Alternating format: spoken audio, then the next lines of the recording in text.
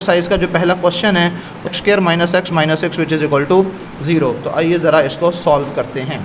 First of all बच्चे आपने ये बात याद रखनी है कि इस क्वेश्चन को सॉल्व करने के लिए आपको दो टर्म्स ऐसी चाहिए होंगी या दो ऐसे नंबर्स चाहिए होंगे हमेशा हर एक क्वेश्चन के अंदर, जिनको आपस में ऐड या माइनस करें तो ये आपकी मिडिल टर्म आनी चाहिए, और जिनको आपस में मल्टीप्लाई करें तो इन दोनों नंबर्स यानी कि फ़र्स्ट और लास्ट टर्म को मल्टीप्लाई करने से जो आंसर आएगा वो आना चाहिए।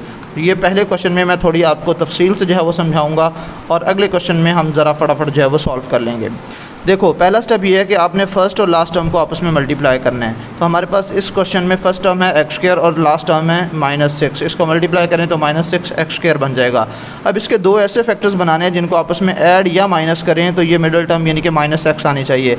अब यही सबसे बड़ा मसला है कि वो दो नंबर्स कहाँ से लेके आएँ। उन दो नंबर्स को लाने का बहुत आसान तरीका है, और वो तरीका ये है कि आपने फ़र्स्ट और लास्ट टर्म को मल्टीप्लाई करने के बाद जो आंसर आएगा, इसका जो प्रोडक्ट आएगा, उसके कोफिशिएंट का सिर्फ नंबर ले लेना है, उसका साइन भी नहीं, सिर्फ नंबर।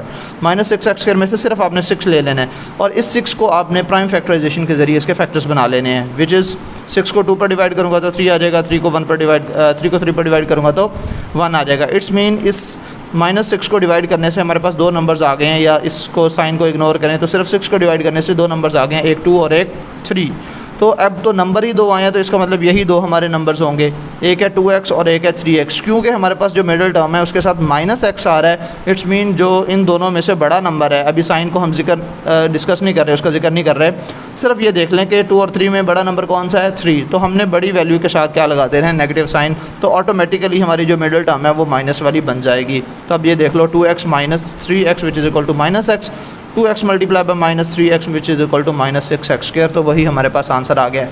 अब हम अगले स्टेप में क्या करेंगे,